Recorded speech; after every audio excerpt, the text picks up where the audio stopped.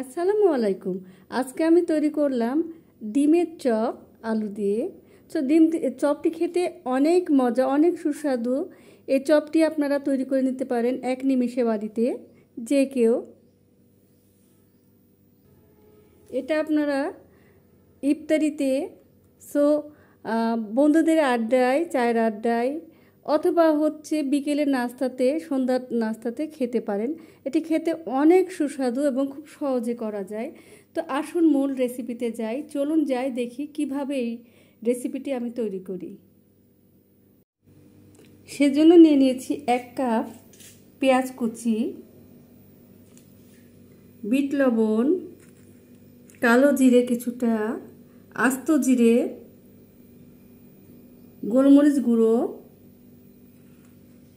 বেডক্রাম, ধনিয়ার পাতা, আস্ত শুকনো মরিচ কিছুটা, ডিম সিদ্ধ করে নিয়েছি, আলু 6টি সিদ্ধ করে নিয়েছি। আরও অনেক কিছু উপকরণ আরও লাগবে, তো আমি রান্না করতে করতে সবগুলো একবারে দেখিয়ে দিব। সো যাই মূল রেসিপিতে। চলুন তাহলে শুরু করে দিই আলুর চপ। প্রথমে আমি চুলাটা জ্বালিয়ে নিয়েছি। এরপর একটি প্যান গরম করে কিছুটা তেল দিয়ে নিব। তেলটা গরম হয়ে গেলে আমি এই যে আগে থেকে কেটে রাখা পেঁয়াজগুলো দিয়ে একটু ভেজে নেব।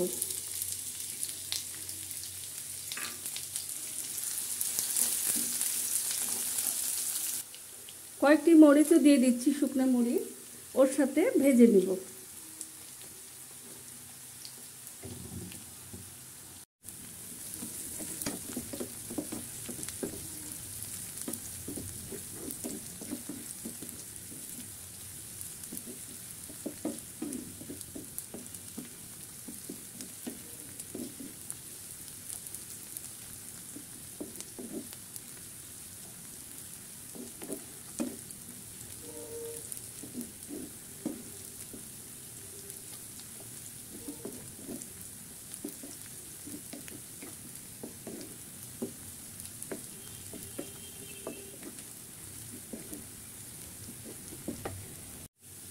এই তো হয়ে গেছে পেঁয়াজ ভাজা।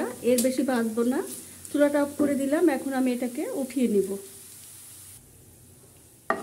পেঁয়াজ বেরেস্তাটা আমি এখন উঠিয়ে নিচ্ছি।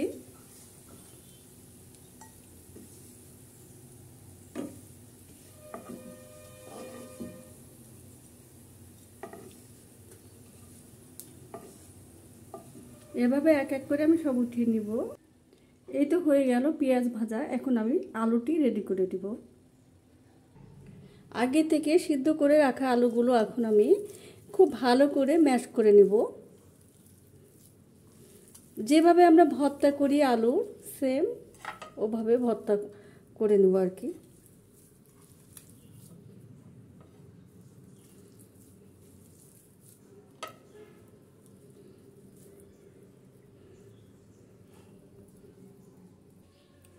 এভাবে আলুগুলো আমি খুব ভালো করে চটকে নিব বা ম্যাশ করে নিব, বা যেটাই বলুন ভর্তা করে নিব।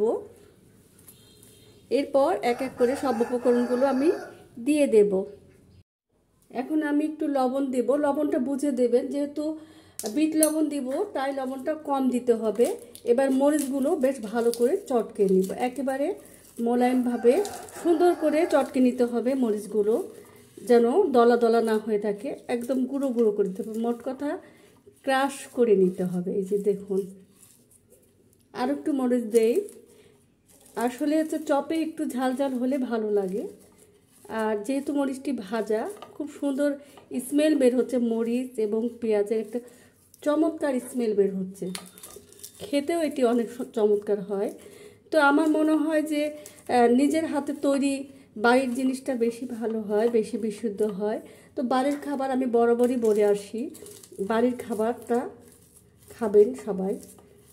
বাড়ির খাবারটাই ভালো, স্বাস্থ্যের জন্য অনেক ভালো।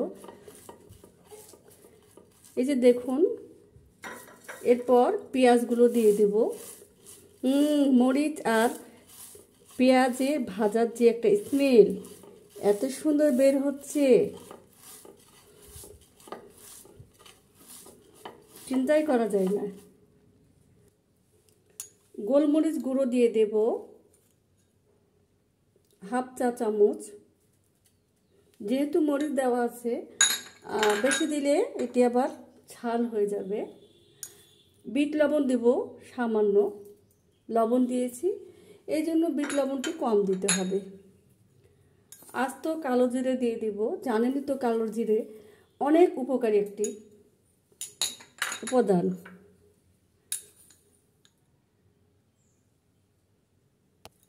আস্ত জিরে দেব কিছুটা,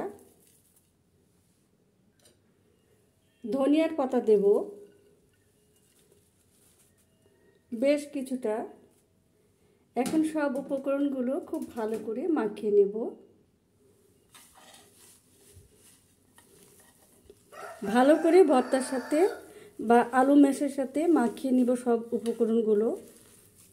দেখুন খুব ভালো করে মাখিয়ে নিতে হবে। এক্ষুনি তো এর স্মেলটা অনেক সুন্দর আসছে, খেতে আরও অনেক মজা লাগবে।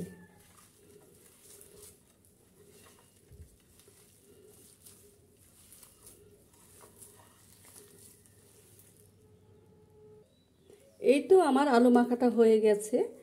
এখন আমি এর জন্য ব্যাটারটা রেডি করে দেব চপের জন্য।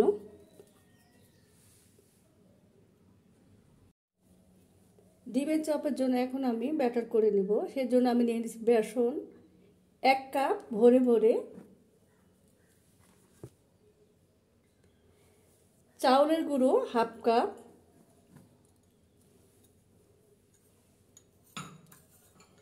এরপর দেব সামান্য গোলমরিচ গুঁড়ো,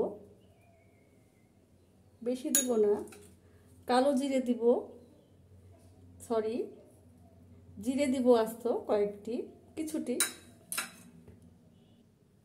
কালো জিরে দিব কিছুটা, লবণ দেব স্বাদ মতো, মরিচ গুঁড়ো দেব। এক্ষেত্রে কাশ্মীরি মরিচ দিলে আরও ভালো হতো, আমার কাছে নেই এই জন্য আমি দিতে পারলাম না। হলুদ গুঁড়ো দেব হাফ চা চামচ মতো, জাস্ট কালারের জন্য। এখন সব উপকরণগুলো ভালো করে, শুকনো উপকরণগুলো ভালো করে মাখিয়ে নেই।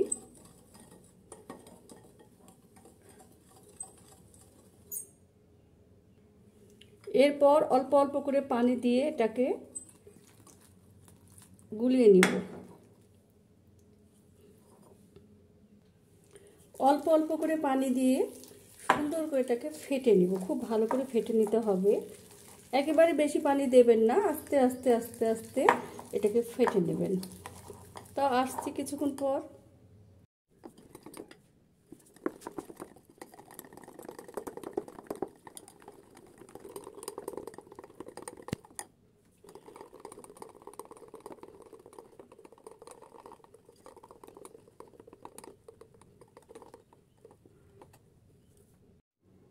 এখন একটু হাতে তেল মাখিয়ে নিচ্ছি, চপের আকারে এখন শেপ করে নিব। তো যে যেরকম সাইজ পছন্দ করেন সেরকম করে নেবেন। আমি তো ডিমের চপ লম্বা লম্বা আমার কাছে বেশি ভালো লাগে। এই যে একটি ডিম দিয়ে দিচ্ছি, দেখুন।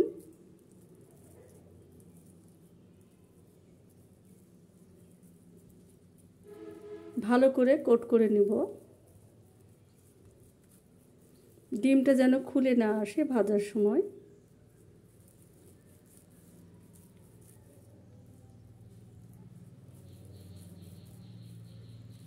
এই যে দেখুন,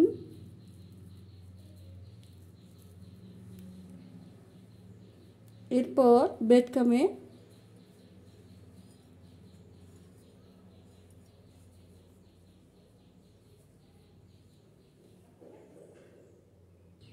এভাবে একটি একটি করে আমি সবগুলো শেপ দিয়ে নিব। দেওয়ার পরে তারপরে একসঙ্গে সবগুলো শেপ করে নেওয়ার পরে তারপরে ভাজবো। দেখুন খুবই সহজ।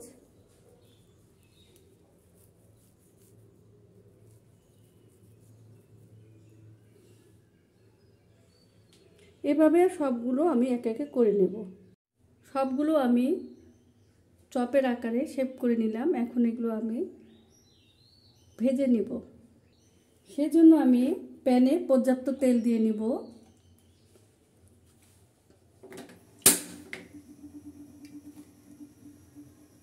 তেল গরম হতে থাক, আমি এগুলোকে এখন কোটিং করে নেই।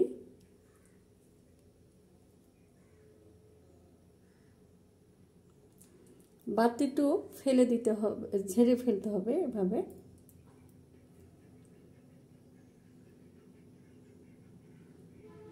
এই যে দেখুন, এখন আমি বিস্কুটের গুঁড়ো দিয়ে বা ব্রেড ক্রাম্ব দিয়ে এটাকে কোটিং করে নিচ্ছি।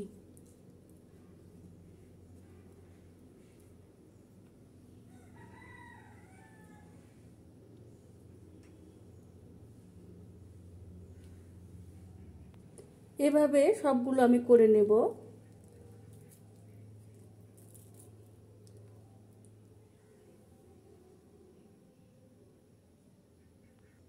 দেখি তেলটা গরম হয়ে গেছে কিনা। হ্যাঁ, হয়ে গেছে।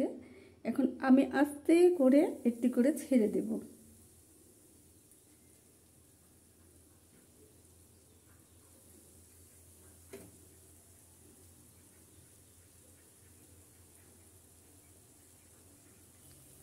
আপনারা চাইলে এটিকে ডুবো তেলেও ভাজতে পারেন। আস্তে আস্তে করে সবগুলো উল্টে উল্টে দিতে হবে। আর খুব জোরে জাল দেওয়া যাবে না, আঁচটা মিডিয়ামে রাখতে হবে, তা না হলে উপরটা পুড়ে যাবে। আসলে আমি বরাবরই বলে আসি, সো রান্নাটা হলো একটি শিল্প। শিল্প যেমন অনেক ধৈর্য ধরে করতে হয়, রান্না তো সেম তাই।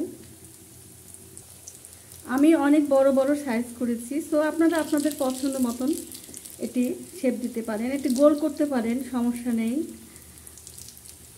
আমি অনেক বড়ই করেছি, আসলে আমার হাতে সময় কম, তো এতটা ছোট ছোট করে বারবার বেশি বেশি করে করতে পারছি না। তো আপনারা আপনাদের পছন্দ মতন সুবিধা মতন করে নেবেন। এটা শেপটা বিষয় না, বিষয়টা হলো যে উপকরণগুলো কী কী দিয়ে করছেন সেটাই বিষয়। এটি খেতে অনেক চমৎকার এবং ভিতরে ক্রিমি ক্রিমি আর উপরে হচ্ছে ক্রিসপি, অনেক মজাদার, অনেক মজা লাগে খেতে। যে কোনো বড় রেস্টুরেন্টকেও হার মানিয়ে দিবে এর স্বাদ। চমৎকার হয় এটি খেতে। বাড়িতে আপনারা বাচ্চাদের স্কুলের টিফিনে, বন্ধুদের চায়ের আড্ডায় ইত্যাদিতে ঝটপট হিসেবে এটি করতে পারেন। এটা ম্যাশ করে, আলুটা ম্যাশ করে রেখে দিয়ে, ডিপে রেখে দিয়ে আপনারা এটি খেতে পারেন, তাহলে তাড়াতাড়ি হয়ে যাবে। এই যে দেখুন কত ধীরে ধীরে ধীরে ধীরে ভাজতে হচ্ছে। যেহেতু এটি একটু বড় সাইজ করা হয়েছে, এই জন্য একটু সময় লাগছে বেশি। সাবধানে সাবধানে আস্তে আস্তে করে উল্টাবেন যেন এটি ভেঙে না যায়। এখনই দারুণ স্মেল বের হচ্ছে। রোজা না থাকলে তো এখন আমি খেয়েই ফেলতাম।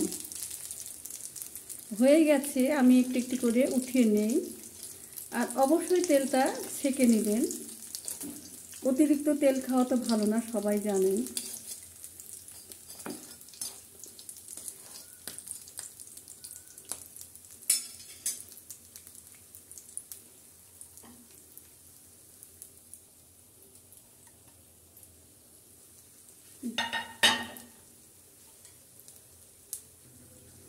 এভাবে আমি সবগুলো এক এক করে ভেজে নেব। সবগুলো তো আসলে দেখানো সম্ভব নয়, যেহেতু অনেক সময়ের ব্যাপার। এভাবে ভাজলে অনেকক্ষণ ক্রিস্পি থাকে। ইফতারির অনেক আগে ভেজে রাখলেও এটি নরম হয়ে যাবে না। এই যে দেখুন, আমি একটি কিচেন টিস্যুর উপর রেখেছি যেন বাড়তি তেলটা চুষে নেয়, এই জন্য। এখন আমি এটি পরিবেশন করে দিচ্ছি, সেজন্য আমি আরেকটি প্লেট নিয়ে নিয়েছি। আশা করি আজকের রেসিপিটি আপনাদের অনেক ভালো লাগবে। এটি আসলে অনেক মজাদার। ভালো লাগলে অবশ্যই বাসায় তৈরি করবেন, তৈরি করে খাবেন এবং জানাবেন কেমন লাগলো, কেমন হয়েছে। তো সবাই ভালো থাকুন, সুস্থ থাকুন, নিরাপদে থাকুন। আল্লাহ হাফেজ।